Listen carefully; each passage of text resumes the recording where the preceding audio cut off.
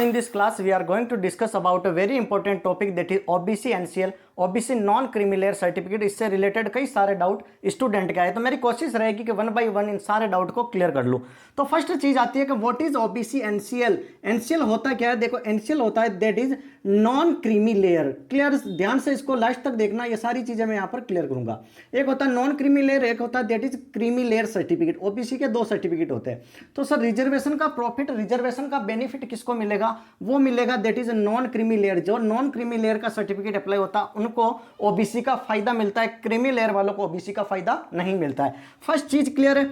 Second आता है कि सर हम एसएससी के एग्जाम दे रहे हैं, सीडीएस के एग्जाम दे रहे हैं, यूपीएससी के एग्जाम दे रहे हैं, बैंक के एग्जाम दे रहे हैं, जितने भी सेंट्रल लेवल की जॉब है उनके हम एग्जाम दे रहे हैं, उनकी हम प्रिपरेशन कर रहे हैं।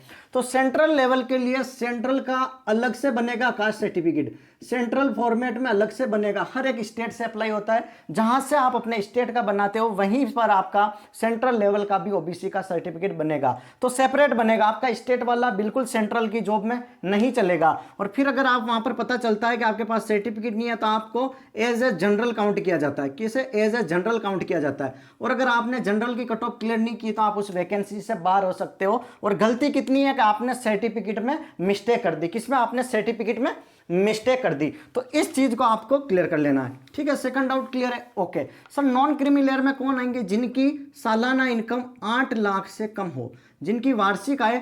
और इनकम किसकी ऐड की जाएगी? Mother plus father. आप चाहे कलेक्टर हो, आपकी इनकम 15 लाख है, आपके ओबीसी सर्टिफिकेट में उसको काउंट नहीं किया जाएगा, दैट इज बेनिफिट्स।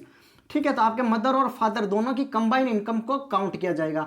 यहां तक क्लियर है? अब दोनों की कंबाइन इनकम, लेकिन यहां पर 8 लाख के क्राइटेरिया में भी एक कुछ रेंज है। 8 लाख के क्राइटेरिया में भी कहा कि सैलरी होगी, जो सैलरी होगी, जैसे आप कोई जॉब करते हो तो जॉब से जो सैलरी होगी प्लस एग्रीकल्चर इनकम को काउंट नहीं किया जाता है। एग्रीकल्चर इनकम मतलब जो कृषि भूमि से जो आय होती है, खेती बाड़ी करते हो तो खेती बाड़ी से मान लो अगर आप 1 करोड़ रुपया भी एक साल का कमा रहे हो तो भी उसको काउंट ओबीसी वाले सर्टिफिकेट में नहीं किया जाएगा। यहां तक क्लियर है? सैलरी और एग्रीकल्चर इनकम को काउंट नहीं किया जाता है। तो फिर सर ऐसे तो सारे सैलरीड पर्सन है तो उनको तो आरक्षण का फायदा मिलेगा।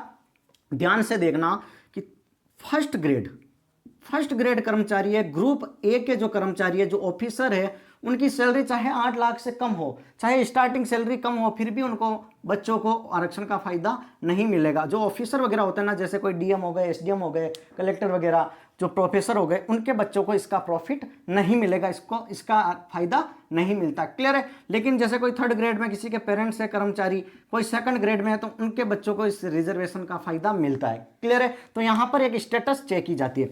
लेकिन एक चीज ध्यान रखना कि मान लो 3rd ग्रेड सर्वेंट है आपके पिताजी और उनकी सैलरी तो काउंट नहीं की जाएगी, लेकिन मान लो आपके बिजनेस भी है, कोई शॉप वगैरह भी है, आपके मान लो कोई रेंट वगैरह आ रहा है, डिपॉजिट वगैरह करा रही है, उनका इंटरेस्ट आ रहा है, और अगर वो 8 लाख से ज्यादा जा रहा है तो वो सैलरी के अलावा अदर इनकम में तो काउंट होगा ना। और अगर वो 8 लाख से एक्सीड कर रहा है तो भी आपको रिजर्वेशन का फायदा नहीं मिलेगा। तो ये बेसिक डाउट आपको ये पता होना चाहिए कि ओबीसी सर्टिफिकेट में किस तरीके से आप पता कर सकते हो। ठीक है, और ये बनते हैं मोस्टली आपके एसडीएम ऑफिस, जो तहसीलदार ऑफिस होते हैं वहां पर बनते हैं। और उनके कर्मचारी को पूछने से अच्छा आप डायरेक्ट तहसीलदार एसडीएम से जाके पूछे, उनको इन चीजों का नॉलेज होता है। वहां पर जो बाबू वगैरह क्लर्क काम करते हैं उनको इतना नॉलेज नहीं होता है, तो वहां पर जाकर अपने आप डाउट क्लियर कर सकते हो। Thank you so much. Channel पर नए हो तो लाइक से सब्सक्राइब जरूर करें।